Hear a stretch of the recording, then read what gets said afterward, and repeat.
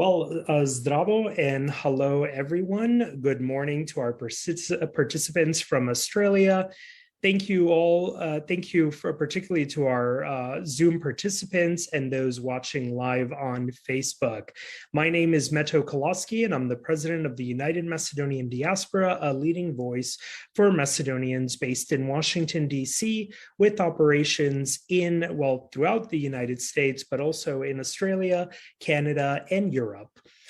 We also sponsor regular educational, cultural, and linguistic programming. Welcome to tonight's Muabet Meto with history graduate and law student Stefanie Hurst on the topic, The Macedonian Question, 1903 to 1913. Hi, Stefanie. How is your evening going in London, the United Kingdom?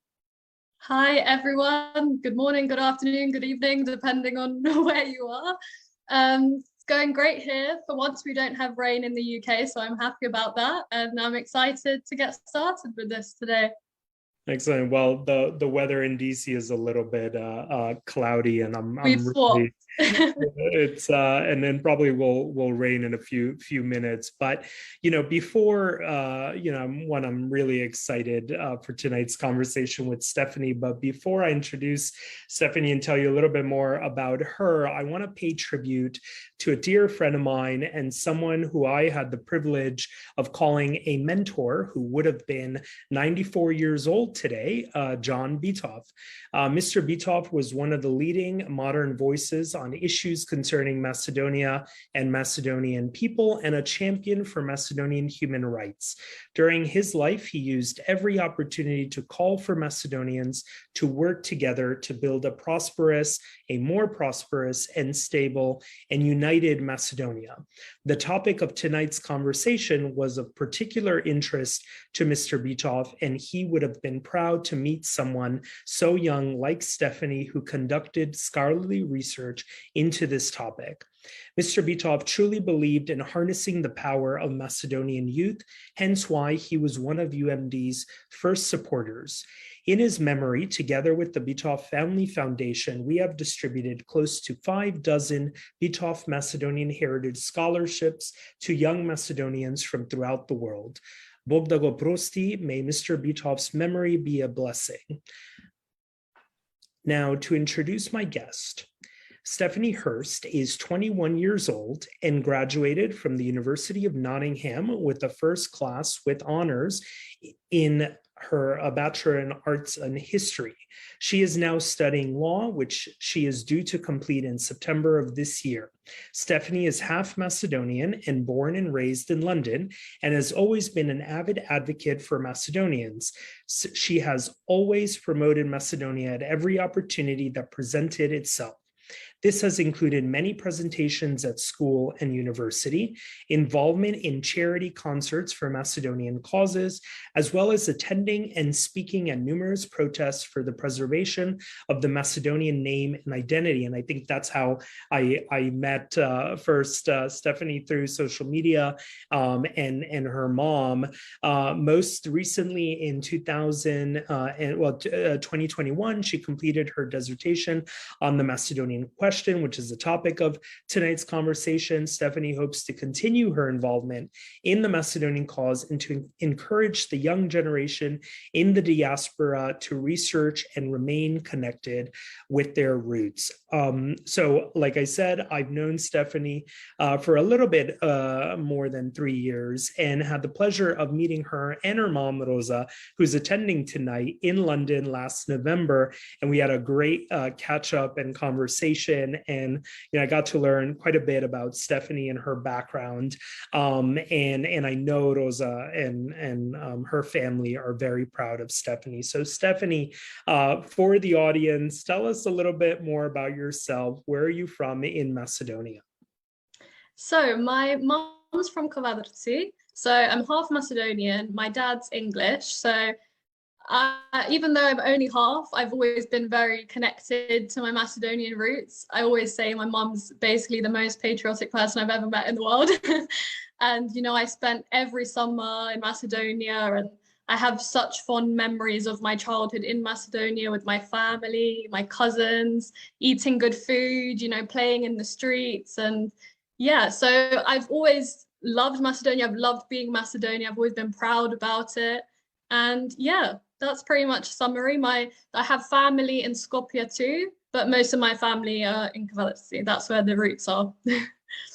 Excellent, excellent. Well, thank you, Stefanie, and I'm really, happy that you've stayed so connected, and your parents ensuring that you stay, so connected. But it comes down to, the person, the individual, and so I commend you, for staying involved. And so I guess, the question for our audience is what inspired you to undertake this research? Because like you could have chosen so many other topics to study, I guess, and history and law background. But I guess, what truly inspired you to undertake this research?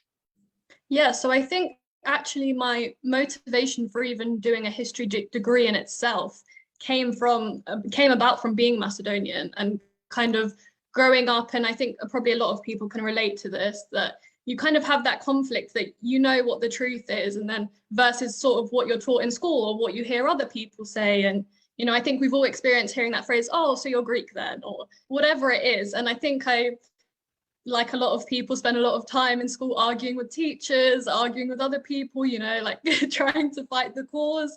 And I also within that had a bit of sort of frustration because I felt like I couldn't really educate people as much as I wanted to, and I didn't understand it enough myself to educate other people. So that was my main motivation. I thought if I do my research on this and kind of see it all firsthand myself, not just someone else telling you stories about it, you kind of find it all out for yourself. I thought I'll really be able to, when other people ask me, okay, so tell me about Macedonia, tell me about Macedonian history, I'll actually know what to say and I won't struggle and feel like attacked and under pressure. And so that was a big motivation. And I think also just how kind of underrepresented we are within the literature. I mean, it has improved compared to what it was before, but I really just wanted to draw attention to Macedonian history. And I knew that sort of in my university, probably no one else has done a dissertation on this. And I thought it would be interesting for my tutors to read and learn about it too. Wow, I really see a lot of similarities, and we've talked about this before, because like when I was in college, I also chose to write on Macedonia, and I didn't choose the Macedonian question. I wrote about Macedonian human rights in Albania, Greece, and Bulgaria. But why specifically like the Macedonian question and such a period of 10 years only, where you could have chosen so many other, time frames? Yeah, so choosing the topic was actually something that I did struggle with.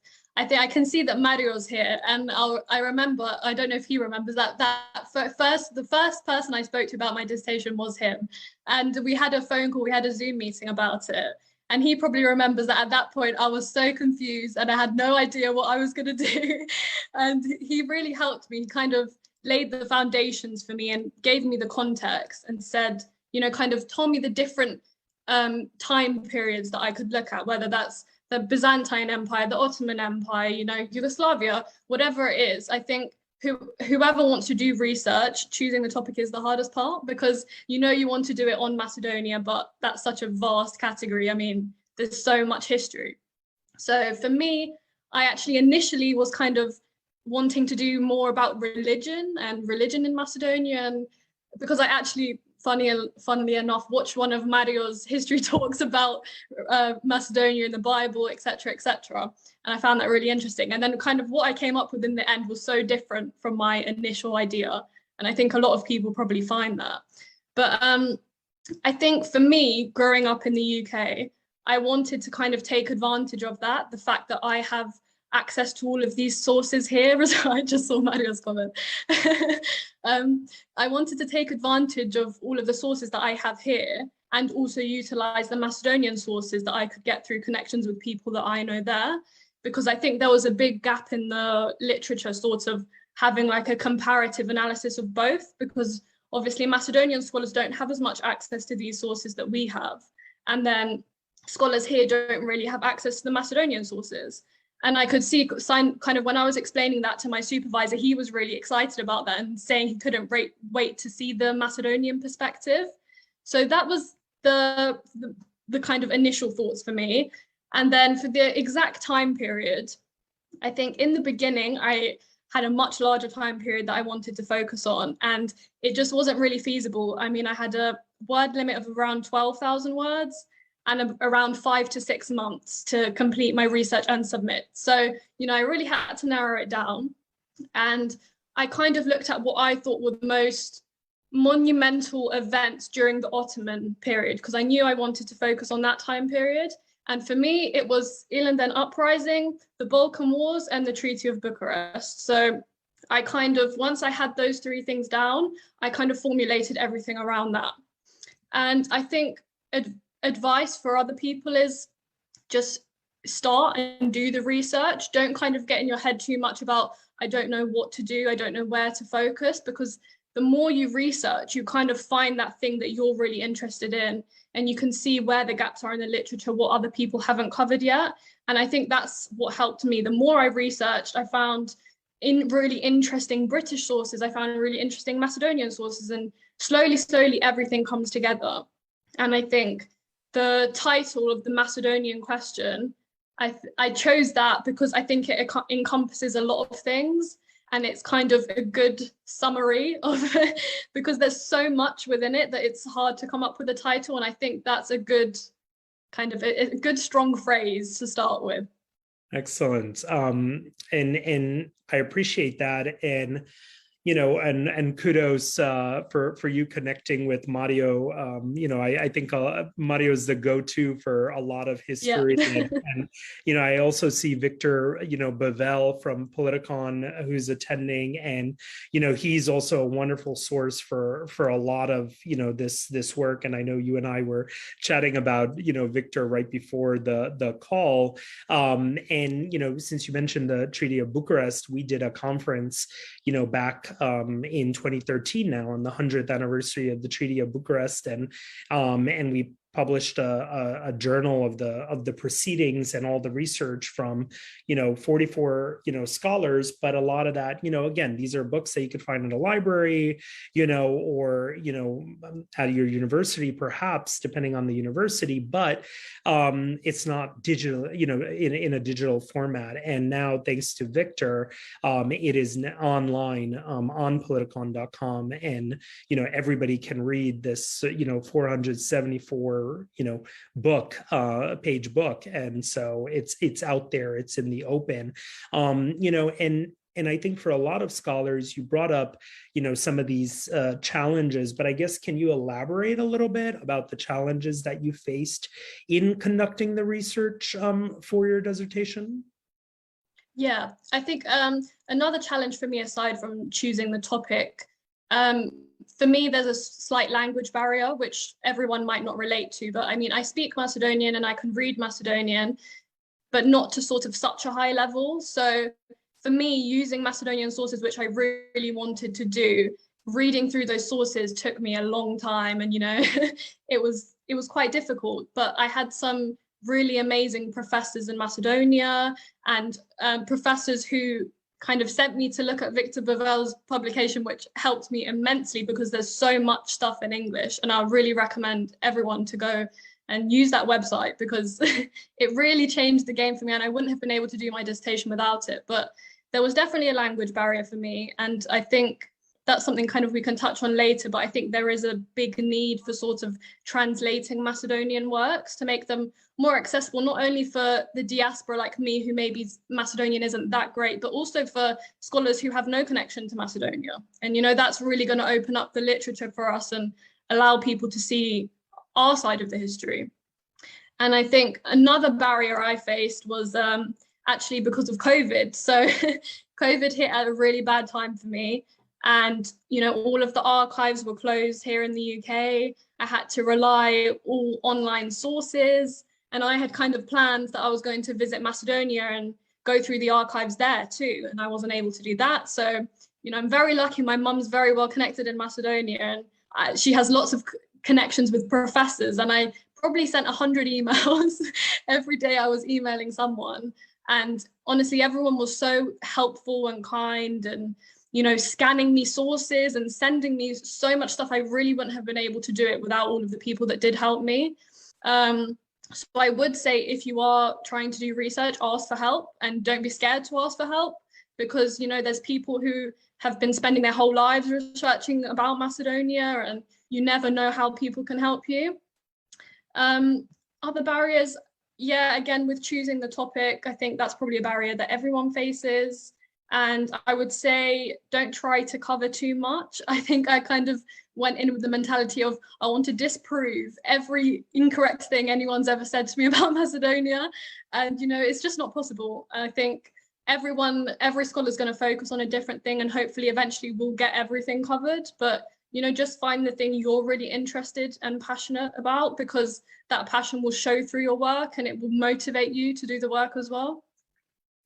You know, I just hearing you, you know, talk about these challenges and everything, a lot of the times it's, you know, one, you know, there's definitely information overload, but you definitely need the right information, and you need the facts, and facts are really what are going to, you know, excel our cause. And the Macedonian cause has faced so many, you know, challenges. And I remember, you know, once, and people can look it up on YouTube, there was a debate between Mr. Bitov and this Greek guy, you know, and Mr. Bitov just had all the facts, you know, that on hand of what he needed to say, you know, and so eloquently. And, you know, and you're describing all of these, you know, you're going to talk about all these facts in a few minutes now, you know, in related, you know, to your dissertation. But I think, like, we need more and more out there, you know, published works on Macedonian causes. So we're going to get to that in a few minutes. But I really want to get to your dissertation.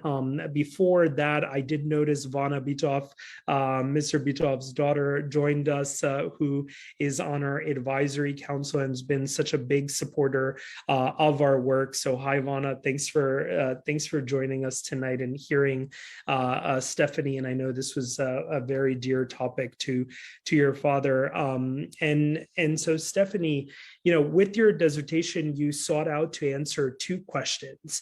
And for the audience, these two questions, and sorry, you know, I did read the dissertation. Stefanie did give me a copy. I did ask her beforehand if we could share that, you know, publicly, but she is eventually planning on publishing, you know, her work. And I hope that we can support her going to all these archives and you know, conducting, you know, in-person research as well to elaborate on her, you know, on her paper, and hopefully a book. But the two questions, you know, that she tried to tackle is, did international intervention by both the great powers and the Balkan allies serve to aid or destroy the Macedonian cause? And what was more harmful to the Macedonian liberation movement, the failures of great power intervention or the propaganda campaigns of the allies?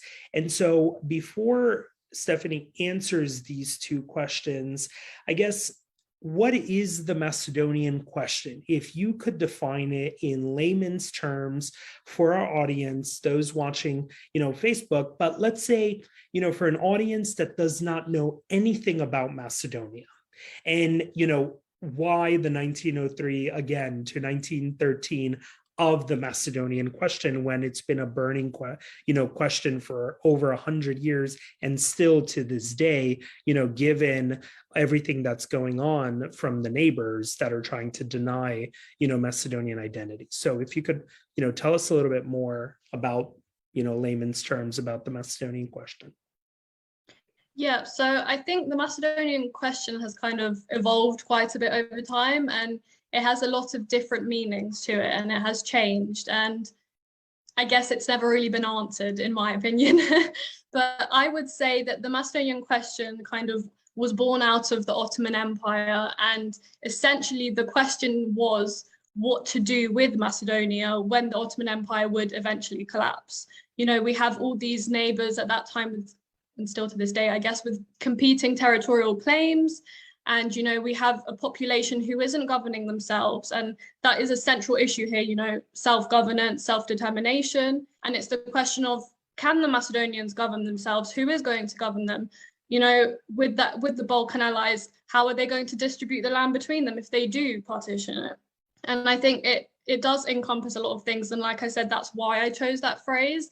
And I think it has kind of evolved also to now, in a modern context, include the name dispute that we had with Greece, and now it applies to the issues we have with Bulgaria, etc., etc. And that's why I say the question has never really fully been answered.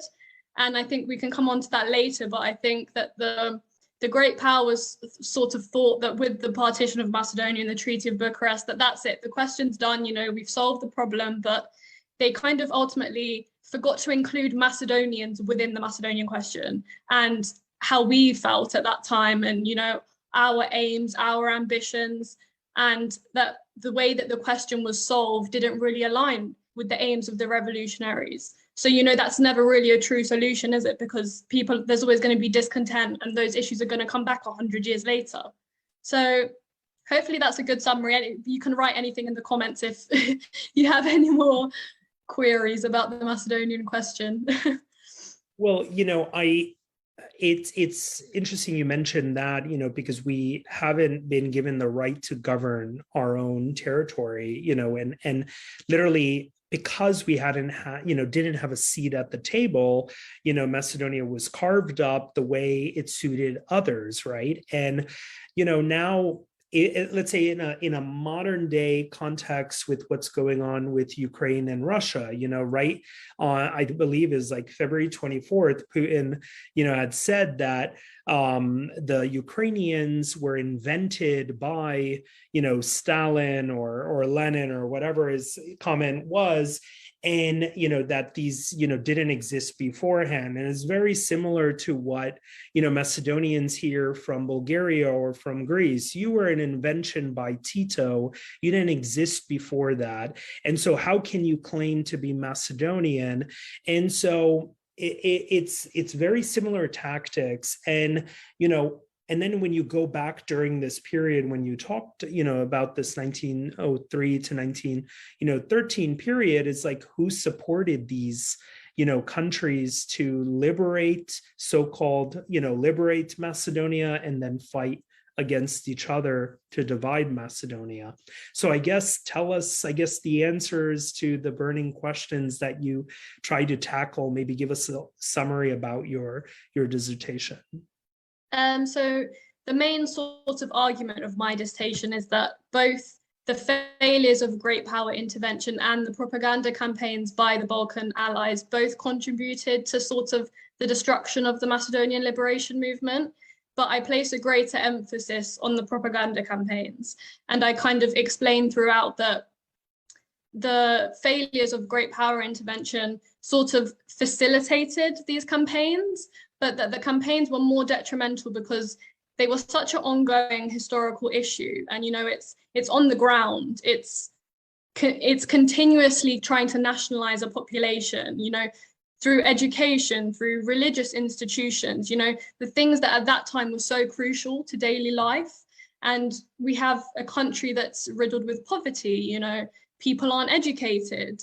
And I think that the ultimate claims that our neighbors had on us meant that there was never any prospect of us having freedom, having self-determination.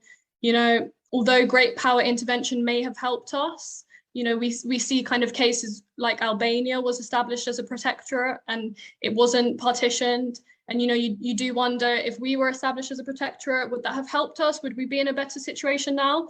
But I think that we can't sort of ignore and deny the issues that we have with the neighbors. And I think they're so detrimental to the Macedonian movement even today. And so my main argument throughout the dissertation is that, if we look at the questions, so the first question, did international intervention by both sides serve to aid or destroy the Macedonian cause? I think with both of them, it served to destroy the cause. I think with great power intervention, it's slightly different because, they all have their own sort of interests in the area as well. and there was a tendency to kind of maintain the status quo. And, you know, they're scared of Russian influence, and, you know, there's a lot of factors involved, and they don't sort of present like a united front against the Ottoman Empire, and there's infighting between themselves. And, you know, we see at times, like in 1907, we see like a direct military intervention. They do like a naval show, and it's because they want to get the Sultan to agree to financial reforms. But that's the only time that we see sort of direct intervention from them. They establish lots of reforms. We have the Mursteg Agreement, you know, we have the Vienna Scheme, we have various different things, but nothing is effective. And it seems that a lot of it was sort of to appease public opinion at home. You know, we have humanitarian groups in the UK coming about, and, you know, there is public pressure to intervene in the Macedonian question. And we see that the great powers don't really do anything that effectively changes much in Macedonia. You know, there's a sort of huge humanitarian crisis going on there at the time.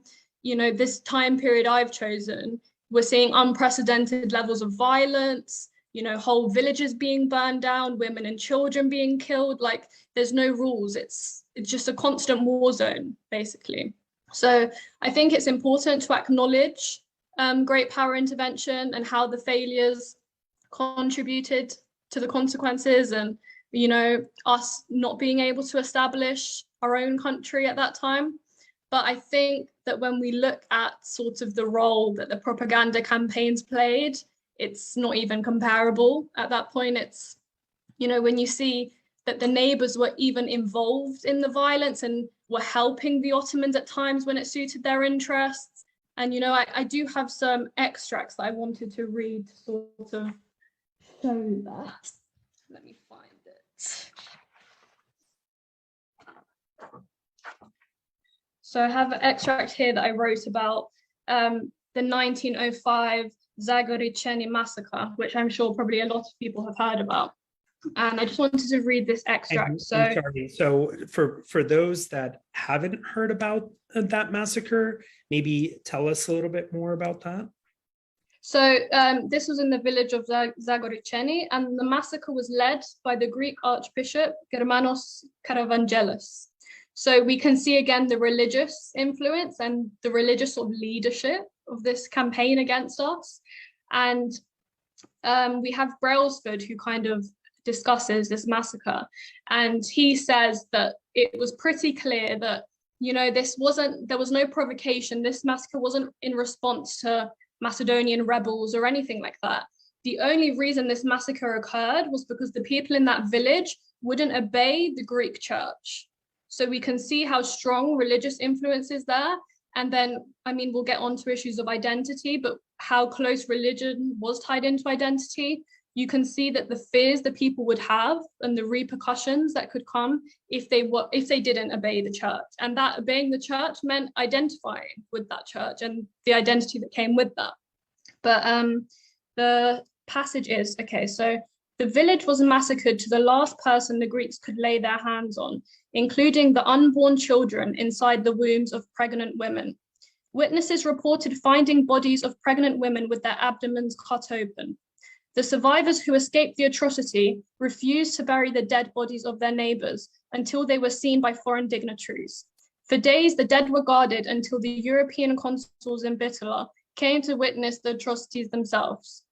So we can kind of see the extent of the violence there. It's no life spared, children aren't spared, women aren't spared. And I think when we see sort of the actions of our neighbors, it becomes so clear that they were the most detrimental to our cause. And we can also see here at the same time how important and how much of a desire there was for great power intervention, because you can see they've left of their families, of their friends, they've left their dead bodies to be found because they're so desperate for the rest of the world to intervene, because they kind of see that as the only solution at that point. So I hope that's a good starting point. Oh, wow. Quite a heavy starting point. Very heavy, depressing.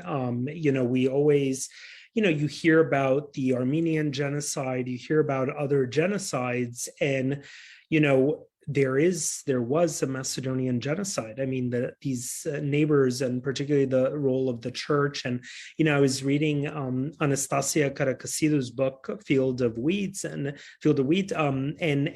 where she talks about the role of the church and in brainwashing the local population or attacking and whatnot. And it's a really tragic part of history, and not a lot of people know about it. Yeah, I think that is sort of the saddest part about all of this, and not just that people don't know about it, but that people actively deny it when you try to explain it to them. And I think, like we spoke about in the beginning, that was a big motivation for me in doing this. And we even have, just to touch back on sort of the reforms and the Great Power Intervention, there's a quote by Janusz Sandanski in 1908, and he was saying that he pretty much believed that the European reforms were insincere. And this was at the time of the Young Turk Revolution, where they were restoring the old Ottoman constitution. And he was rejoicing at the fact that this constitution removed the reforms. So I think you can see there's this sort of battle within the minds of the revolutionaries that they do want intervention, but they're not satisfied with the intervention that's being provided and the reforms. And it's not actually the whole point of my dissertation is kind of to compare the aims of the revolutionaries with the actions of the reforms. And you can see such a disconnect. And I think what was interesting for me to find out looking through the British sources, because I wondered, maybe they weren't aware of the revolutionaries' aims, but I found so much correspondence, and they were completely aware of what the aims of the revolutionaries were. And at times Britain was sort of leaning to maybe giving us autonomy, but then there was fears about Russia and what Russia would think about that. And I think we can just see how important both aspects of this are: great power intervention as well as the propaganda campaigns. And I think that it's important in literature for us to kind of bring these different tiered analyses together, because it kind of builds the bigger picture and puts all the puzzle pieces together for us. Yeah, and it's, you bring up Britain and Russia, and their royal families were related, right? And they were connected. No matter what, there was a role that each other's foreign policies played, and pressures. And I'm sure there was a lot of consultation during this time. And Austro-Hungarian, I don't know, did you I recall hearing that there was a movement about putting an Austro-Hungarian prince as like a leader of a state of Macedonia. I don't know if that came up in your research during this time. Yeah, I didn't see that in my research, but my mom has mentioned that to me before. And I think the role of the royal families is quite interesting, actually. And that is something maybe someone could look into, because we see Macedonia without a royal family. And you wonder if that has had any influence, because the royal families are kind of key in diplomacy and, negotiating with other countries and forming alliances. And I think that will definitely be something very interesting to research into. But with Austro-Hungary, they also had their own interests in the area. And sort of one of the limitations that I identified with my dissertation was that the focus is on Britain. And I think that's where we can all come into this together. We have Macedonians all around the world. And I think the more that people look into their own archives in their countries, and the more literature that we get on that, then we can all use that in our research. And, if things are translated into English, of course, more accessible again. And so then eventually we can sort of make an analysis of all these different, foreign powers at play, and all the role that all of them had in this, because my focus is mostly on Britain in my work. Sure. And Victor Bevel actually put a question in the chat, and it goes very well with the great power discussion. Was it a failure of lack of intervention by the great powers, or a failure of the Macedonian leadership to cultivate a great power? Did you look at any and what efforts the Macedonian leadership made to cultivate a great power? And like, for example, why did the Albanians have support from a great power, but the Macedonians did not? Yeah, I think that's a really good question. I think it's probably a mixture of both. I mean, we have at points with the Macedonian movement strong leadership, but then I think with the death of Gotadelchev and after Ilinden, things do kind of go downhill a little bit. And, you know, we have to recognize also that within the Macedonian movement, there's a lot of factional divisions. You know, we have Bulgarian infiltration in the movement, and we have some Macedonians who are supporting that, and we have some Macedonians who are really against that and are saying, you know, I know that Gotadelchev and a few other revolutionaries were saying that they wanted a Macedonian revolution, but they wouldn't back one that was influenced by Bulgaria. And we have, leading up to Ilinden, we have the Salonika Congress, and Gotadelchev and a lot of the other key revolutionaries who were anti-Bulgaria are actually excluded from that Congress. And, you know, so we have a lot of divisions within our own movement. And I think that was also very detrimental to us, because again, if you don't have a united front, people can exploit your weaknesses. And that's exactly what Bulgaria did. So I think it definitely, the failure of our leadership has something to do with it too. But in the sources that I read, there is communication with sort of British government officials. And at one point was sort of negotiating, and Britain was open to the fact of maybe appointing a Christian governor. And this was sort of the closest we got with Britain. But the problem we have is that even though we were negotiating with Britain and they were open to these ideas, that Britain took quite a passive role, I found in my research. So although Britain was open at times to these ideas, there still was a desire to maintain the status quo.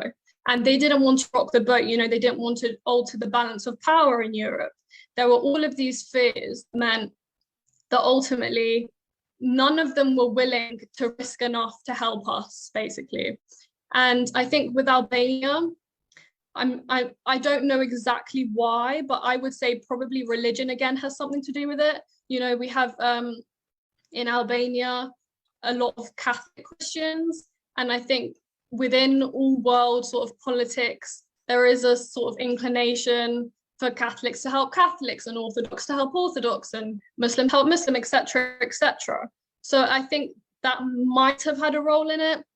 And I think also the difference with Albania and Macedonia is there wasn't so many competing claims around Albania in the way there was with Macedonia.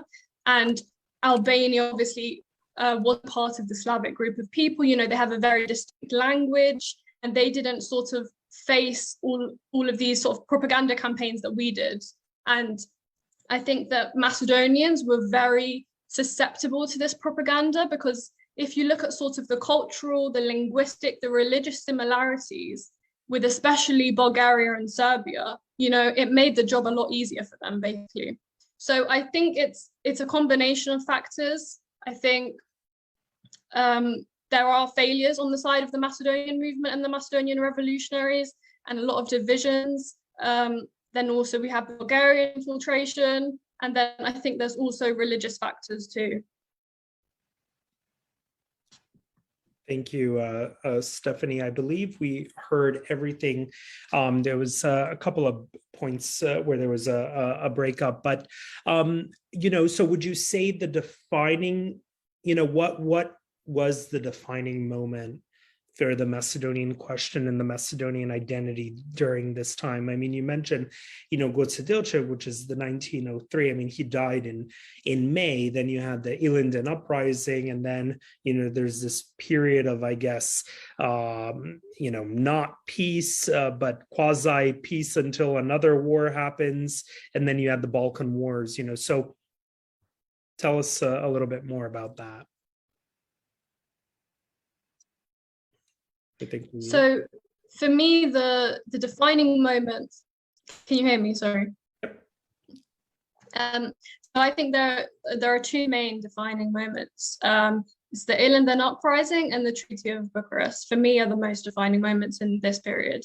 I think the Ilinden uprising for me is defining in a way that probably other people wouldn't see it, because I think we celebrate Ilinden to this day. You know, it's seen as a mark of our liberation. You know, we had a big sort of a widespread rebellion for the first time. But for me, the Ilinden uprising is so monumental because it sort of signifies the peak of Bulgarian infiltration. And this was something I was really surprised about in my research because of the way of how much we celebrate Ilinden. And I think there is a darker side to it that we're not as aware of. And I think if you look at the lead up to Ilinden and you see sort of how it was pretty much organized by the Bulgarian element, and a lot of the Macedonians who were anti-Bulgaria really didn't want this uprising to happen and were very aware of the fact that Macedonia wasn't prepared for a widespread rebellion. You know, in this Salonika Congress, they're promised that Bulgaria is going to give them weapons. And that's a really important factor for the people who were present to agree to the uprising.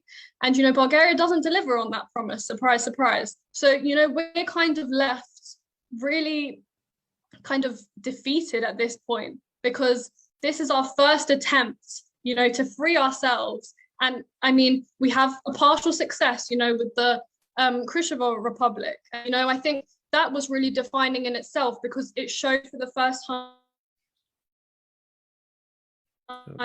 the Macedonians govern themselves. And, you know, I'm going to try and find another little passage.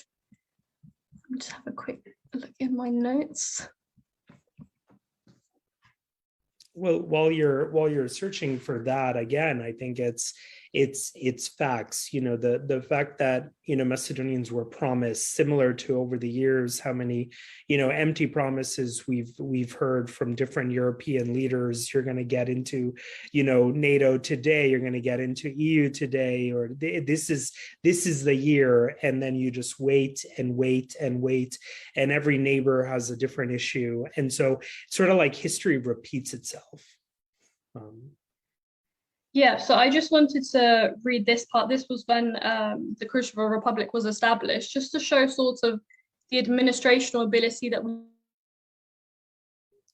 did have. I found really interesting in my research. So a conference was held on the same day as the capture of Kruševo, in which 60 people attended to decide upon the leadership for the liberated district. A provisional government was established and 6 people were chosen to run it. The departments included were the judiciary, requisition, finance, food and production, medical corps, the police, and the mayor's office. They were tasked with collecting and enforcing a temporary tax, sourcing food for the rebels and civilians in Kruševo, and gathering material and shoes for both the rebels and mobilized population.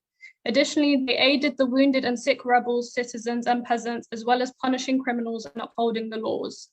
So I think that really does demonstrate how defining this moment was for us, because, you know, we talked about self-governance and self-determination. And I think there was this idea sort of among the great powers that we weren't capable of self-governance and that we couldn't sort of rule ourselves. And I think this was really important in demonstrating that we could. And I think at this point, if there was great power intervention that sort of helped us to maybe gain further districts and further towns and cities, I think we probably would have had a much better outcome than we did, because obviously, you know, the Republic didn't last long. But for me, that was a really defining moment. And then I think also the Treaty of Bucharest, again, of course, is unbelievably defining moment that we're still facing the consequences of today. I think, you know, it was kind of described as a peace agreement, which is, I think, is a bit contradictory. I don't think it really established peace. I think it was a solution to the Balkan Wars in that sense, but it didn't provide peace for Macedonians and the Macedonian people. And like I said earlier, there was an inability to include us in the conversation and to ask the Macedonians, what did we want out of this? You know, who did we want to govern us? Did we want to be partitioned? And I think Macedonians had been sort of subject to propaganda all throughout the Ottoman Empire.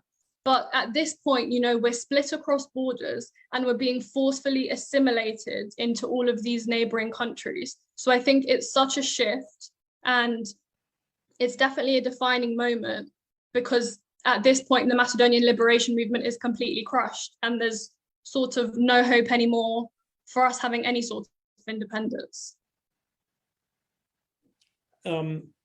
Thank you, Stefanie. And there is a question in the chat, and somebody, Kirill Alexandrov, being baffled by the term, Bulgarian infiltration. And so maybe if you could, elaborate, on your reference, Bulgarian infiltration, and then also maybe if you could discuss maybe the role of the faith base, so like the Greek and Bulgarian churches, and why some Macedonians fought in multiple armies during Balkan Wars, World War I, and again, maybe because of those promises that were made by everybody to support our independence. But I'd like to know if you came across that in your research.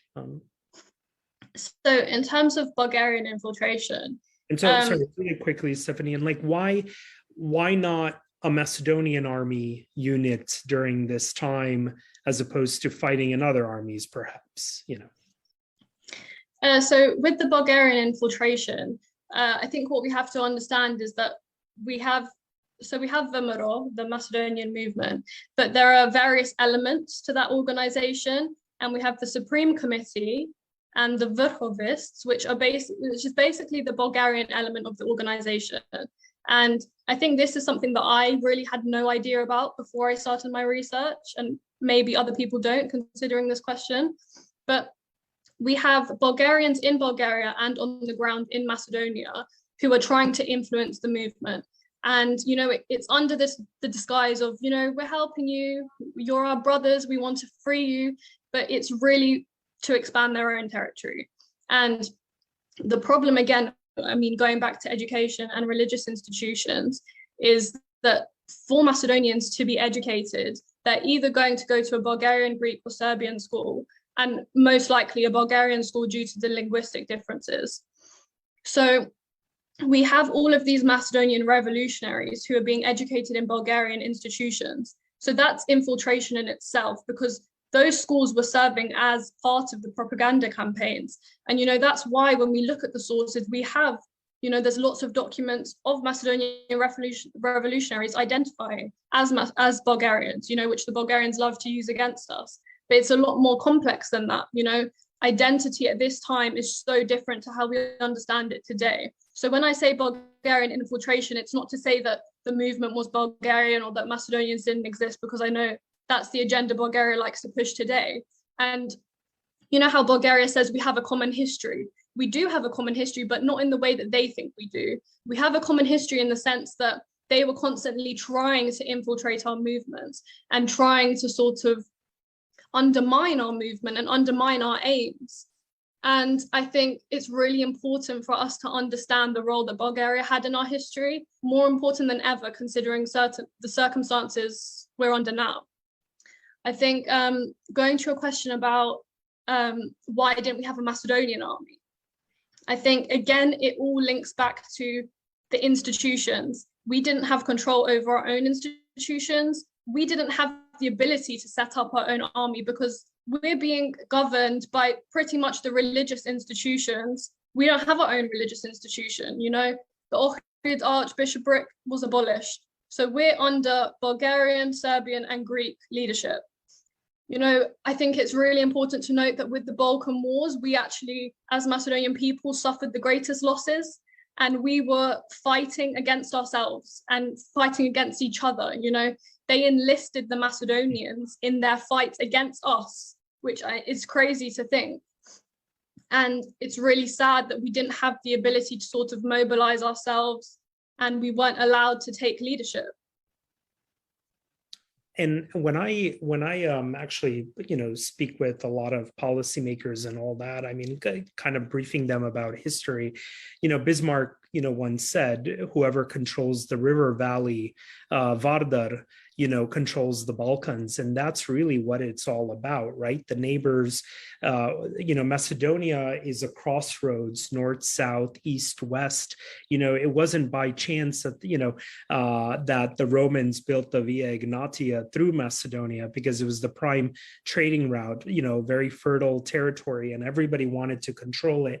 And that's why, these people were manipulated, and, so much was happening during this time, and again, I think there's so much that needs to be researched and brought out to the public, again, back into those layman's terms of why, and why the pressure is happening. We had Greece, and now Greece has been replaced by Bulgaria. If you're going to look at from a blockage point of view, who's blocking Macedonia's future, whereas Greece, definitely behind the scenes is still working on blocking us when it comes to Macedonian wine or Macedonian products and the use of the term Macedonian to define ourselves.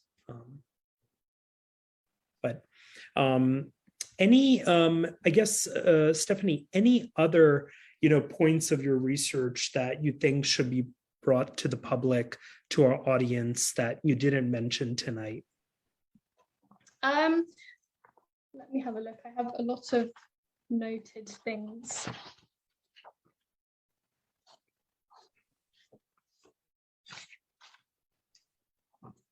Oh, this was something quite interesting that I found. This was actually in the Macedonian sources that were sent to me. And I think it's important to note that throughout this period, there is evidence, of a Macedonian identity, even though people like to deny that there wasn't. And we have sources where we can see that there is a distinct identity. So in 1910, the head of the Bulgarian Exarchate Church detailed his concerns surrounding one of the founders of the Meto named Petar Pop Arsov. And he detailed how Arsov often spoke out against the Bulgarian church and urged the Macedonians to support the restoration of a distinct Macedonian church. He also highlights that Arsov defended the interests of the Macedonians, and that's a quote, the interests of the Macedonians.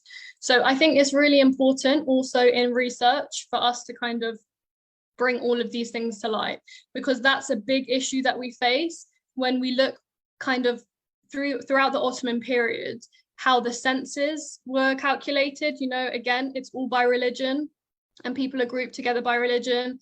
And that's why you see Macedonians aren't included in the censuses. And that's sort of people's strongest argument against us, that we didn't exist at that time because we're not in the census. And I think we have to understand the complexities surrounding religion at this time to fully understand the Macedonian identity. And I think that documentation and sources such as these are really important, and we have to highlight them in our work and show that we did exist and we will exist and we're here, and no one can deny that.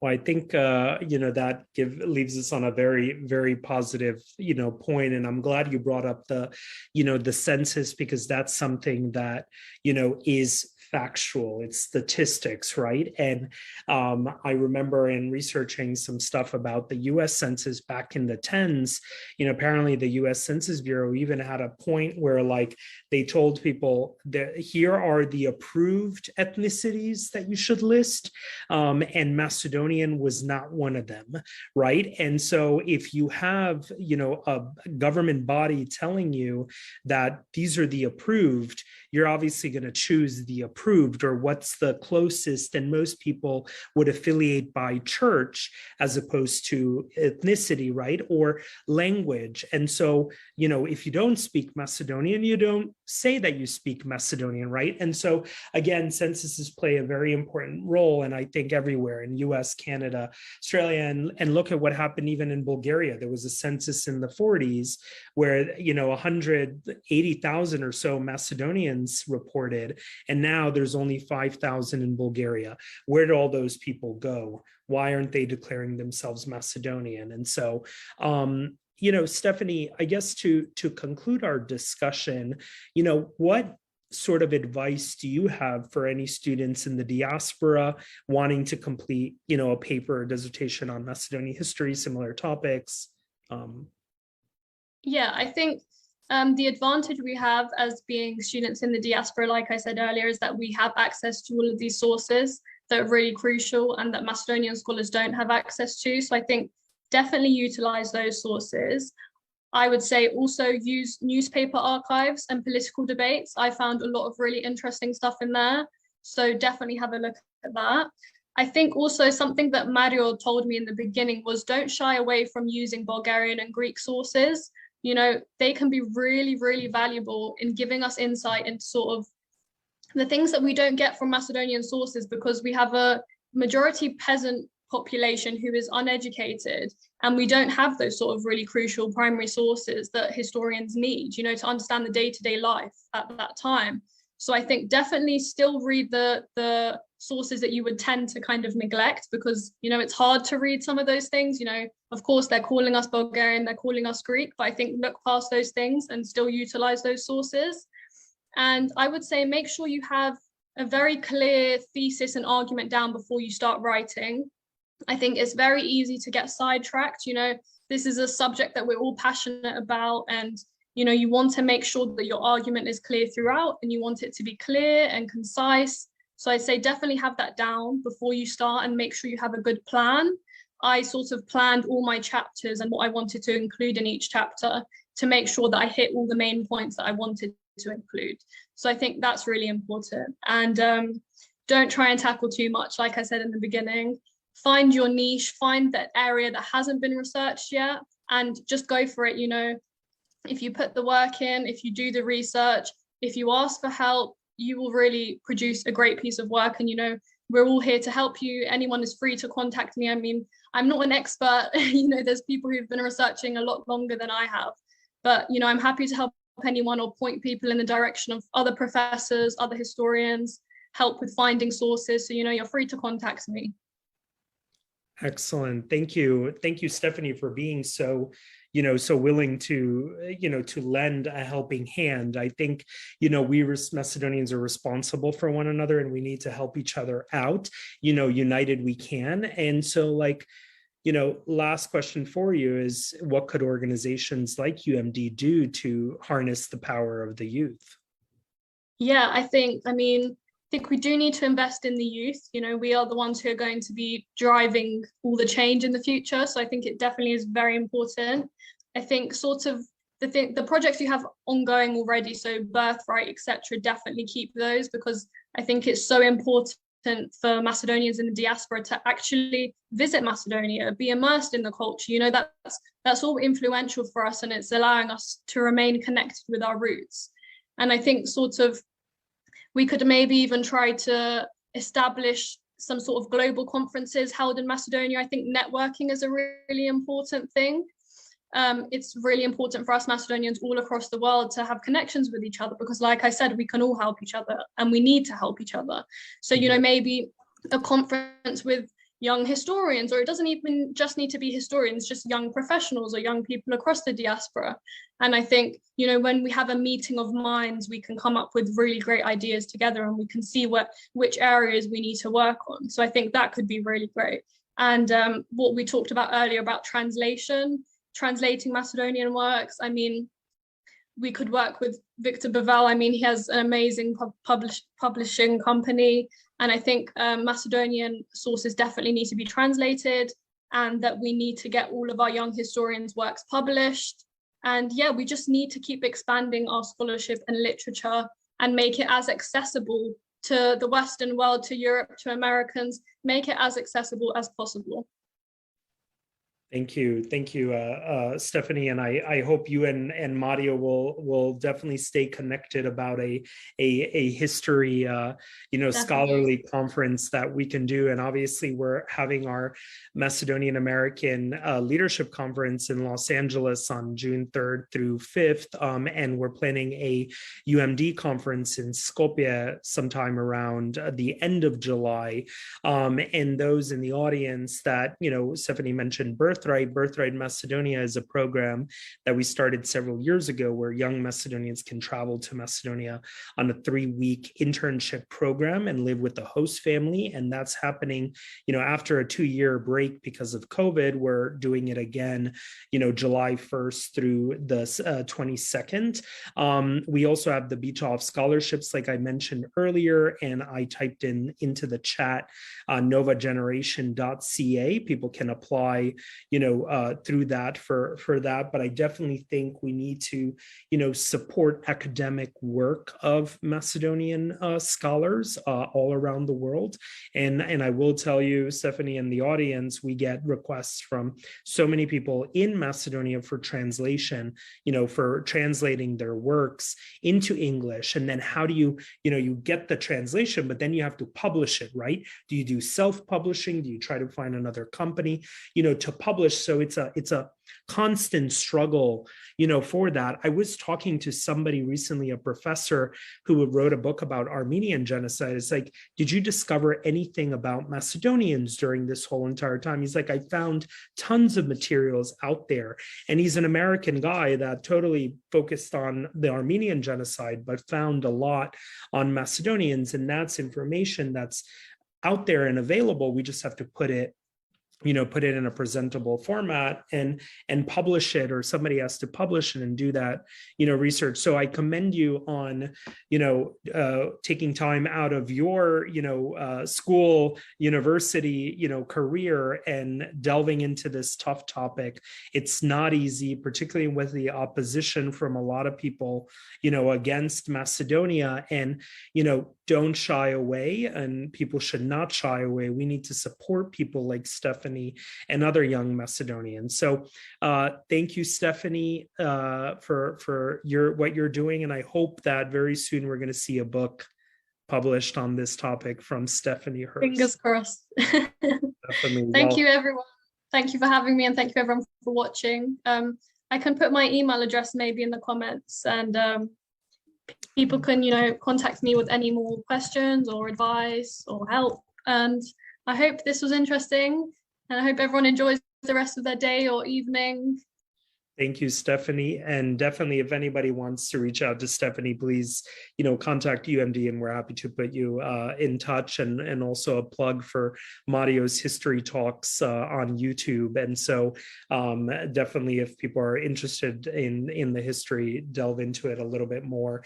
And politicon.com from Victor Bavel, as we mentioned earlier. And so thank you all. Have a wonderful weekend, and we'll be in touch. The next Muabet Meto is on April 9th, and we have a professor at the Faculty of Music. We're going to talk about Macedonian music and sort of like traditions in the music and orthodoxy kind of. So it's a very fascinating topic. And so April 9th, for same time as this session. Looking forward to your participation. Please get involved in UMD and our Young Leaders Program, Generation M. So have a wonderful weekend. Thank you, Stefanie. Thank you, everyone. Thank you, everyone. Bye. Bye-bye.